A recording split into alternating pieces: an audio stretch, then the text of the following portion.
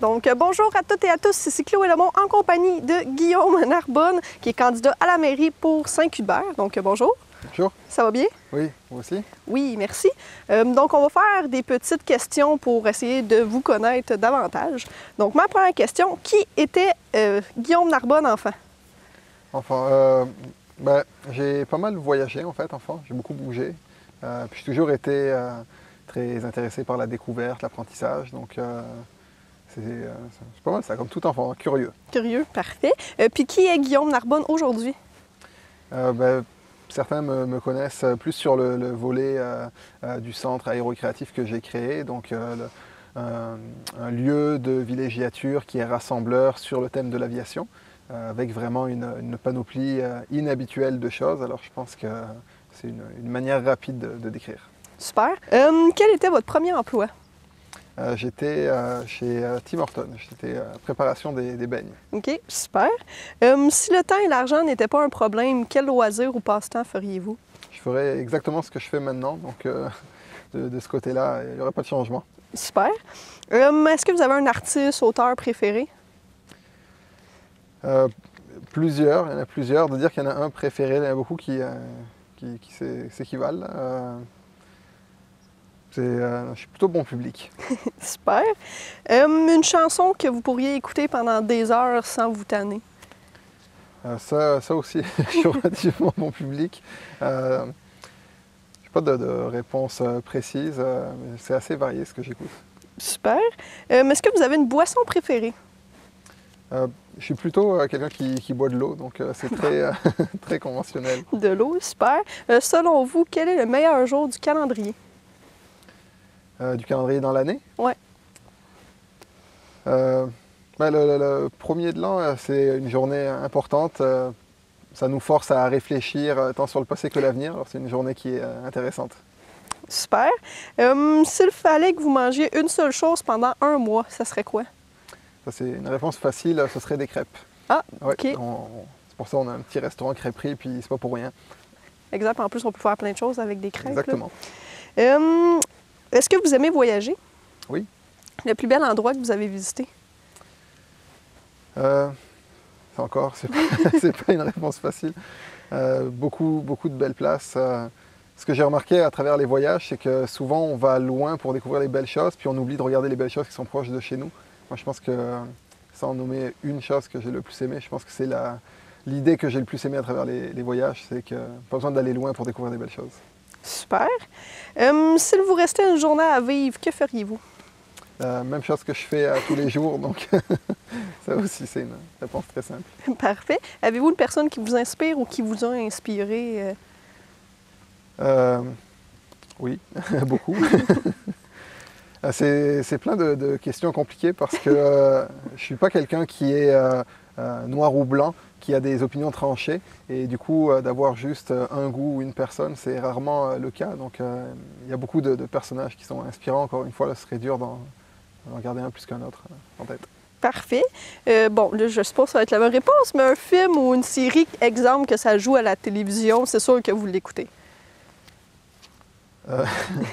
Je vais vraiment pas être facile avec toutes les réponses, mais j'ai pas la télé déjà pour commencer. Ah bon, donc ça règle le problème. Puis les séries, non, c'est pas mal la même chose. J'ai pas vraiment de goût précis, particulier, tranché ou de choses. Je suis tellement curieux et intéressé par des choses variées que c'est la contrepartie, c'est qu'il n'y a pas nécessairement un point et unique. Je comprends. Un événement qui a changé votre vie pour toujours? Je dirais la naissance de ma première fille. Parfait, bonne réponse. Si vous pouvez revenir à un moment précis, donc pas pour le changer, mais vraiment pour le revivre, ça serait quand? Je pense que j'irai sur la même réponse que la précédente. La naissance des enfants, c'est quelque chose d'unique. Ça change beaucoup de choses dans une vie. Et en particulier notre vision de l'avenir. Donc, ouais, c'est un moment qui serait à revivre. Effectivement. Puis je suppose que quand on est dedans, on le vit moins bien que si on le fait comme spectateur, au moins tu peux... Oui, dans toute chose à travers la vie, ce qui est intéressant, c'est qu'on ne sait pas où est-ce que ça va aller, mais c'est aussi les inquiétudes. Alors des fois, lorsqu'on ne sait pas l'avenir, les inquiétudes sont plus grandes. Si c'est quelque chose qu'on revit puis qu'on sait que les choses se déroulent bien, c'est intéressant. C'est une autre perspective. Super. Là, c'est la question bonus, comme un peu une question qui tue. Là. Si votre vie était un film ou un livre, quel serait le titre? Résilient, je pense. Parfait, ça. Super. Donc, ça fait le tour un peu de mes questions. Portrait du candidat, là, on va passer aux propositions politiques. Ouais. En soi, je vous pose une question, puis je vous laisse y aller. Donc, quelles sont vos propositions politiques pour Saint-Cuthbert? Les propositions sont assez simples. Comme vous avez pu le remarquer, je n'ai pas une équipe. Je me présente à la mairie comme candidat indépendant. La raison est simple, c'est que je veux travailler avec les gens qui sont en place. Par contre, pour certaines personnes connaissent un petit peu l'historique personnel et entrepreneurial que j'ai eu. Et ça a été vraiment difficile, il y a eu beaucoup d'injustices. Et lorsqu'on vit des injustices, on a deux approches. Soit on accepte, on se résigne, ou soit on se bat et on fait face. Et c'est la deuxième option forcément que j'ai choisie. Et quand on est idéaliste, un peu comme je le suis, on ne fait pas uniquement pour soi, on le fait pour les autres. Et ce que j'ai vécu, toutes les injustices que j'ai vécues, c'est quelque chose qui est inacceptable, surtout en 2021. Et je veux m'assurer de faire en sorte que la municipalité soit équitable. C'est pas normal qu'on ait deux classes de citoyens, qu'on ait ceux qui sont amis avec les personnes au pouvoir, qui ont des privilèges, et les autres, qui vont avoir souvent non seulement pas de privilèges, mais aussi des difficultés supplémentaires. Et donc l'objectif principal, c'est de rendre la municipalité équitable, qu'elle soit beaucoup plus transparente. Dans les 4 dernières années, j'ai dû me battre beaucoup pour juste avoir le droit d'être informé de ce qui se passe à la municipalité. Okay. Si on regarde les procès-verbaux à l'heure actuelle, beaucoup d'informations sont absentes. Si on compare avec ceux d'avant 2016, on avait les comptes de dépenses qui étaient présents, il y avait beaucoup plus de choses. Dans les dernières années aussi, il y a eu des interdictions de filmer le conseil qui ont été mises en place. Et puis, grâce au travail qui a été fait, on a maintenant le droit de récupérer les enregistrements du conseil. Et en ayant la confiance des citoyens, je suis persuadé que ce serait possible de faire un gros travail au niveau de la transparence, faire en sorte de regagner la confiance des citoyens, puis aussi enlever ce sentiment en fait, les gens sont résignés quand on parle de politique, on se dit on ne peut jamais rien faire, mais la politique municipale, c'est une politique qui est accessible. On est moins de 2000 citoyens, ça veut dire qu'il y a une proximité et on est capable de travailler sur les vrais problèmes, sur les vrais défis que les gens ont. Et c'est vraiment un point qui est important et puis qui m'a motivé à me présenter comme candidat. Super. Puis pouvez-vous juste revenir, là, on s'entend, il y a eu un litige, là. Oui. Peut-être juste le résumer en gros pour ceux qui ne seraient peut-être pas au courant. Oui, le litige est assez simple.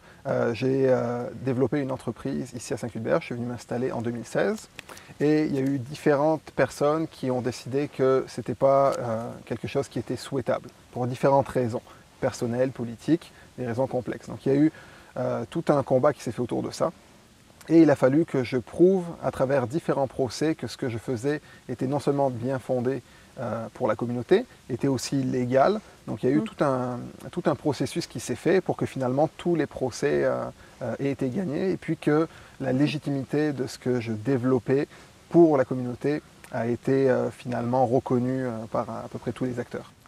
Le point principal, c'est de rendre la municipalité plus équitable, plus transparente et de redorer l'image auprès de tout le monde parce que lorsqu'il y a des injustices qui sont commises, puis on se rappelle qu'on a quand même eu dans les dernières années des condamnations de la Commission municipale du Québec contre certains conseillers, d'autres sont sous enquête, donc on voit qu'il y a des choses qui ne sont pas correctes, puis ça c'est la pointe de l'iceberg. Puis le but, c'est pas de faire une chasse aux sorcières et puis de régler les comptes, le but c'est de mettre fin et de se concentrer sur ce que la municipalité et ce que les citoyens ont réellement besoin pour les années à venir. On a beaucoup de défis, que ce soit pour nos personnes aînées, qu'est-ce qu'on fait pour elles, pour nos jeunes, qu'est-ce qu'on fait pour eux.